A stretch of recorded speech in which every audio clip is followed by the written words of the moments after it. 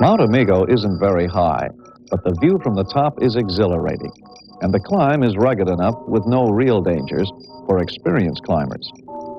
George is not an experienced climber.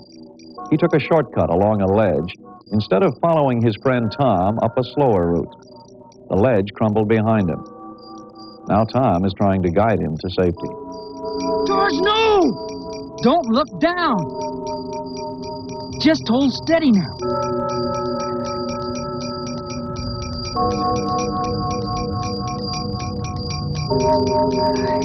If I could only get back. You can't. Okay. Listen to me.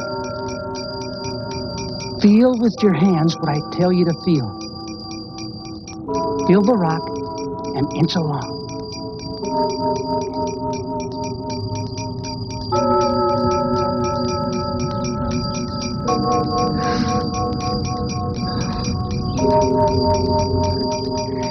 Maybe if you went for help.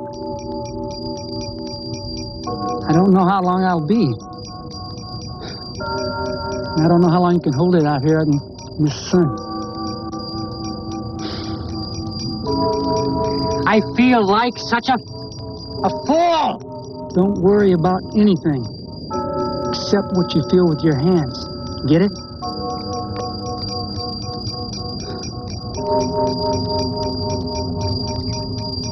Okay.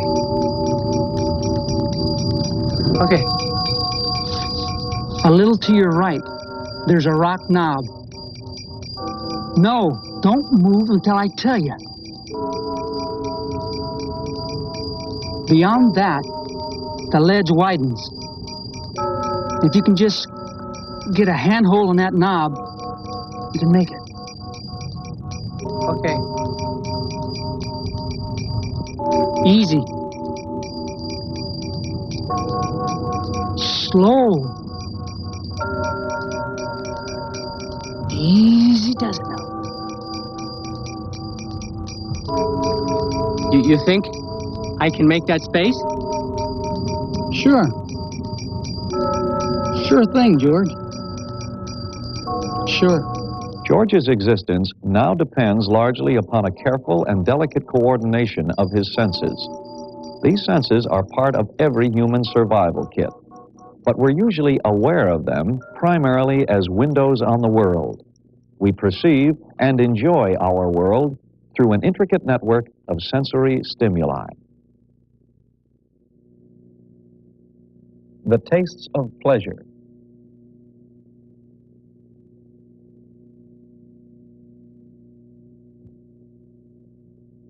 The aromas of spring.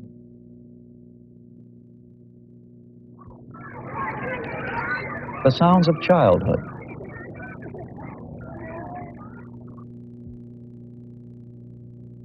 The warmth of a lover's caress.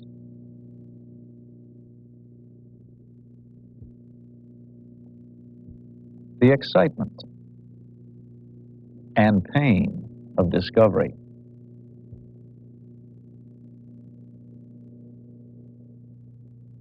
The shock of danger. But for all this, we humans take our senses pretty much for granted. We appreciate the feelings and sensations we get from them, but we don't recognize just how critical they are to even the most basic things in life, like survival. Have you ever considered, for instance, what it takes to walk through the city streets? Robbie, my pet robot here, can give us some idea. Little Robbie is an ingenious toy. Coordination is built into his gears. But he has no way of knowing what he's doing or where he's going. So he keeps moving his legs because he can't know that he's fallen on his face. Without eyes, ears, and a sense of body, Robbie is nothing more than a cleverly molded lump of metal. But flesh and blood creatures like us must be able to sense where the gutter begins or the sidewalk ends, not to mention an open manhole or the rim of a canyon. That's survival, even on a daily basis. If you need convincing, Come back from the dentist someday with your face deadened by Novocaine and then try to eat with those numbed lips. Or sit cross-legged and let your leg go to sleep, then try walking with that numbed leg. Everything in life, whether brushing your teeth, threading a needle, or jamming on the brakes, all depend on having your senses about you. Of course, I'm talking about all the senses. Sight and sound usually get most of the credit, and we focus most of our attention on them for good reason. Poor Robbie fell primarily because he couldn't see the edge of his world. But as we saw with the mountain climber, sight and sound puts us in touch with only part of the world. We have other senses which in their own way are just as important. Take touch, for instance. Touch belongs primarily to the skin, the largest organ we humans own. The average man has 22 square feet of it. There it is. His average mate, 18. And every square inch of it sensitive to touch. The forehead, lips, and belly can feel the breeze from a fly's wings. It can also tell you within 1 millimeter, in places like the arm or face, the exact spot where a fly lands. The skin also responds quickly to tiny changes in temperature. Your skin is really a living tapestry of sensations. The senses of the skin are among the first we acquire in life. You generally touch the people you want to comfort. And many psychologists believe that human contact is essential for becoming well-adjusted adults.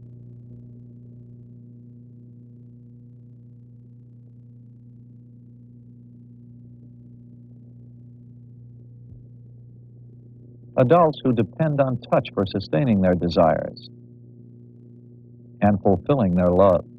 But what are the skin's buried secrets? How does a thin layer of living tissue perceive textures like smooth or rough? The answer lies in nerves, which interlace beneath all the skin's surface.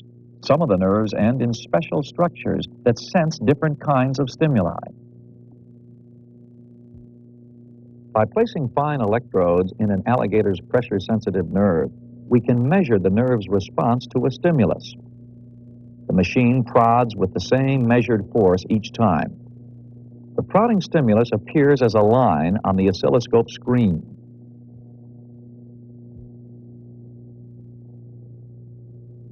The stronger the stimulus, the more often the nerve responds.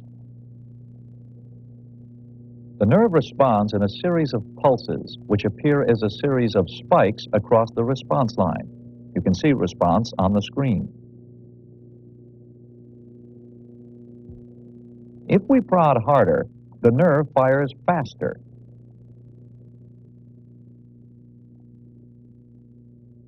And fires faster still with a still harder stimulation.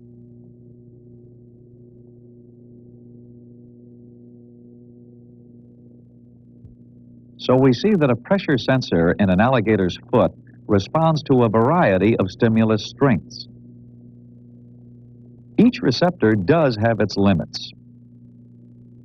Below a minimal strength, a receptor simply doesn't feel a stimulus. Above a certain stimulus strength, it just cannot increase its firing rate. Every feeling in the skin, from a bee sting to a caressing hand, is composed of just 3 basic sensations: pressure, temperature, and pain. Light pressure, a touch, activates corpuscles and basket cells. Damaging or overstimulating the free endings leads to pain. Heat or cold stimulates free endings that respond to temperature. But receptors work together. Heavy pressure, for instance, triggers corpuscles along with free endings for pain. Receptors, though, are not just scattered through the skin. They're carefully distributed. Clusters of corpuscles make our foreheads, lips, fingers, and feet extremely sensitive. The front of our body is more sensitive because it has more corpuscles. The reason? Perhaps survival. For ages, perceptions through the forward-facing skin have alerted people to danger. Almost all areas of the skin respond to warmth and cold. This sense of temperature is one of the most basic of all our senses, because our existence depends on keeping our body's temperature very close to 98.6 degrees Fahrenheit or 37 degrees centigrade. To protect ourselves, we must be able to sense the temperature around us and dress for the occasion, cold or hot. Temperature is a curious sense, though. While touch is a sense of substance, temperature deals with energy, heat energy. You can see it. And our skin perceives temperature in a strange way. Receptors monitor the flow of heat. The student palms the table and the graphing pen shifts. Heat flows from his skin into the tabletop. He perceives it as a cool table. What he really perceives is a change of temperature in his hand because his hand has lost some heat. Cold water on his hand also causes heat loss. The skin has special receptors which respond to warmth or cold. Sensors for warmth respond when heat energy passes through them into the body. Cold receptors respond as heat passes out of the body. Heat passing in, heat passing out. Temperature responds to changing stimuli. After you're in the shower a while, the water seems to grow cooler. It doesn't really. It just seems that way because heat is passing into your body, so your warmth receptors adapt. Almost as if they were bored, they stop responding to the unchanging conditions. But change the temperature, and your receptors respond.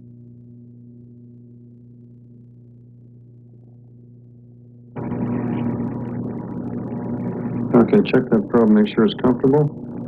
That's all right. You'll be carrying that all day long now. Will it be in your way for work? That feels pretty good, pretty good. Go ahead, get dressed, and bring your parka when you come back. Copy that. With its sense of heat and cold, however, the skin helps hold our temperature constant. The skin is our first line of defense, a membrane of sensory lookouts.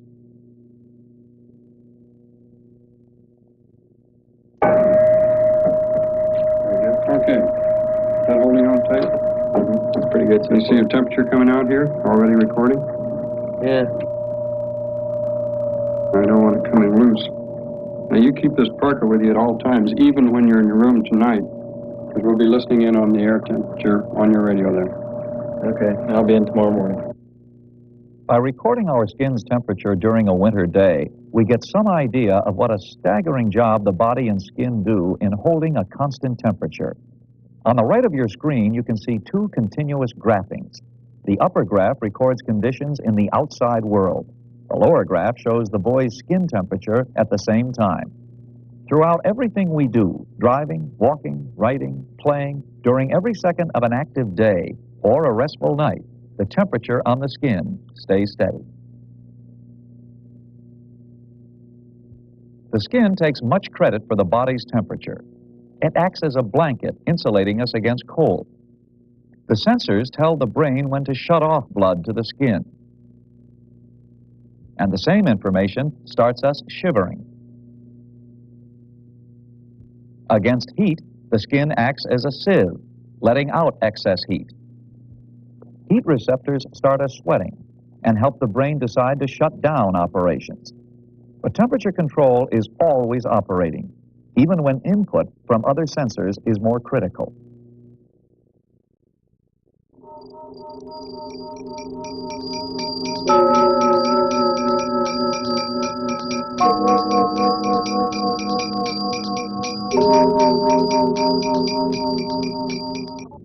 Slow. Come on, George. Come on, just a little closer. More to the right. Come on. Come on. Come on. Just a little further. All right.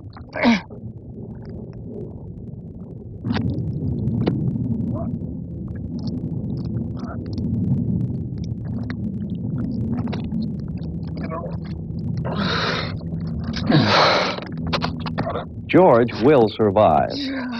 but only because his sense of touch is superbly coordinated with his physical reactions. But what about this coordination? How does his brain translate the sensory codes into motions of the body, so his feet find footholds and fingers grasp bumps?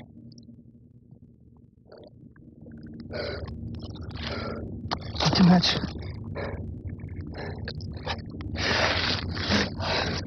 Traveling along the spinal cord, most of the messages arrive in the brain at the somatic cortex. All sensations of touch arrive here before you're consciously aware of them as feelings. There are sections for all sensory areas, such as the foot, the hand, and the head. When the somatic sensory cortex processes a message for the hand, it relays the message across to the nearby motor area or cortex. The motor cortex is also divided into various areas of the body. The foot, the hand, the head. And the motor cortex commands the muscles to react. Dodge the car left, not right. Crisis commands must flash instantly. The sensory and motor areas are close together so that they can cooperate. For each area on the body's surface, there is a corresponding area on each cortex. And they connect with each other through their own nerve pathway, a private telephone line. A frog proves this fundamental principle. Skin from his belly was moved to his back, but the original nerve connections were not cut. Now, when something tickles his back, his brain receives a message from nerves that should connect with belly skin. So he wipes his belly, not his back. It's a matter of crossed wires. But in normal animals and people, correct connections are the reason you know exactly where your nylons run or your razor nicks. There are two body senses we haven't touched yet. The first is officially known as deep sensation, or what the experts call proprioception. Through sensors in the muscles, tendons, stomach, bladder, and so on, your body has a deep self-awareness. Offhand, I'd say Robbie here weighs about a half pound, about the same as this book. How do I guess this? Well, the muscles in my arm are pulling tendons which stimulate their sensory corpuscles. My brain takes the message and compares it with the remembered messages from my past efforts in lifting the book, and then informs my conscious mind that the two are nearly equal.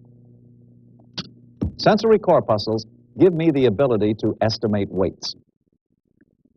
Here's another ability which deep sensory corpuscles give me. You've probably all experienced something like this. As I look at you, I'm trying to pull a single sheet of paper from this package. Without looking, I can tell by feeling that I've got more than one. In fact, I've got two.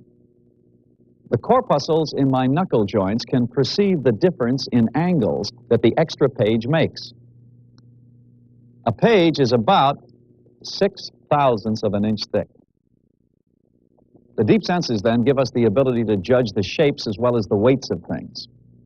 This is in addition to making us aware at all times of our heads, arms, legs, and torsos, telling us what position they're in. It's also in addition to information that tells us whether our bladder, intestines, or stomach is full. Even more important, deep body senses help us to achieve our sense of balance.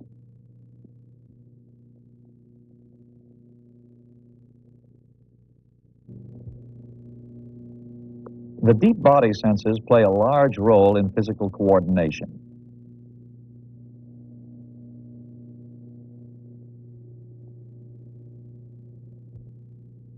But for a fine body, we also need to feel the forces of acceleration. The inner ear gives us this vital sense. It accounts for two kinds of motion. Speeding or slowing along a straight path,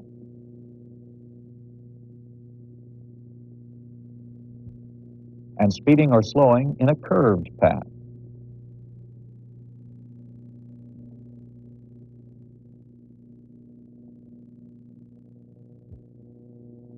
Dizziness can increase with even the slightest bodily movement if the inner ear isn't functioning properly.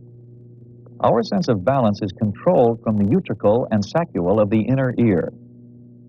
As with sounds, any change of position must be transmitted to the brain. Inside the utricle are tiny hair cells, similar to the one found in the cochlea. The hair cells are the equilibrium control center, each one transmitting signals to the brain when we move or begin to lose our balance. No matter which way we move, the inner ear will keep us oriented to an upright position. As we move, bend, or tilt, impulses go out from the hair cells and split seconds later reach the brain, which reacts to make up for the imbalance and maintain equilibrium.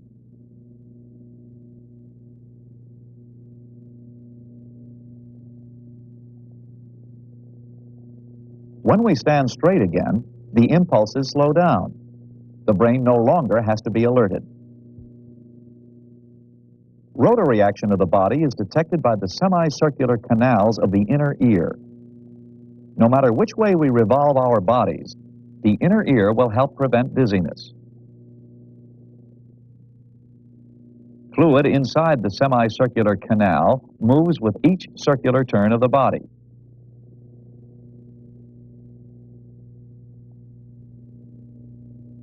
Sitting still, the fluid remains stationary.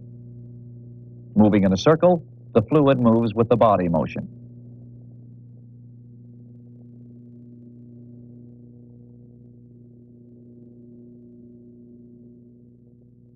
Inside the semicircular canals, hair cells bend first in opposition to the circular body movement, then with it, and finally right themselves.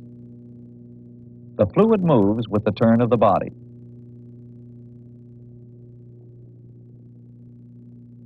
Just as with sound transmission and maintenance of balance, the inner ear must alert the brain to excess or violent rotary movement. The hair cells stimulate the nerve which carries impulses to the brain. As the body moves further into a full circle, the impulses inform the brain how big and how fast a turn is being made.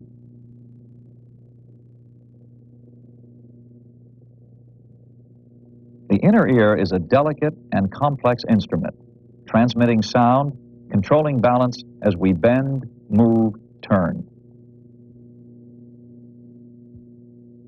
The poetry of motion is the poetry of the inner ear.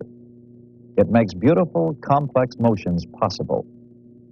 Evolution has produced nothing finer for sensing the motion of our own bodies. But we're not content with beautiful motion.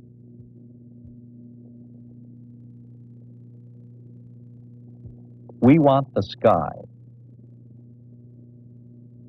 But the inner ear, as well as our other senses, is not made for flying. Consequently, we suffer problems of sensory disorientation. Under normal conditions, we integrate the input of several senses to form perceptions. If we're sitting down, visual cues tell us we're motionless. Our inner ear tells us we're not accelerating. Both inputs agree. But the strange conditions of outer space can turn these senses against one another, creating disorientation. Utricles and semicircular canals are weightless here, and their parts move more easily than on Earth. They tell the brain that the body is moving, even when it's not. The eyes and muscles, though, tell a different story. So what is the brain to do? Eventually, the body and brain may learn to solve the problem of disorientation through the responses known as adaptation and habituation. Receptors will often slow or stop their firing when stimulation continues at a steady rate. This is called adaptation. The brain will often learn to ignore the same kind of steady, continuous input from receptors that don't adapt. This is habituation. By adapting and habituating, The body and the brain can tune out much of the inputs which are continual and probably harmless. But how far can we adapt and habituate? What are human limits? No one knows. The limits of space may be the limits of our body sensors. Certainly, we know that our senses set the limits of our personal space. We know that the big world and the vast universe exist, but we're aware of only as much as we can see and hear and touch. Unlike Robbie here, who doesn't know anything or sense anything. Suppose he had eyes and ears and a nice covering of skin with all their sense receptors. It wouldn't make any difference. Robbie has no neural network to send messages and no brain to receive them. Robbie survives because we decide that he's useful or fun. But we humans, we survive largely because of our senses. Okay.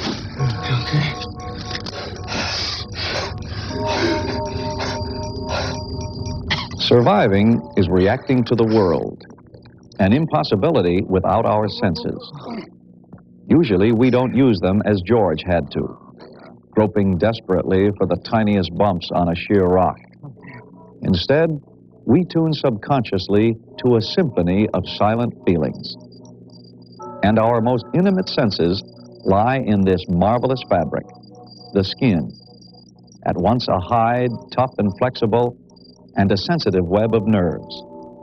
It's the uniform of life and our primary contact with the outside world.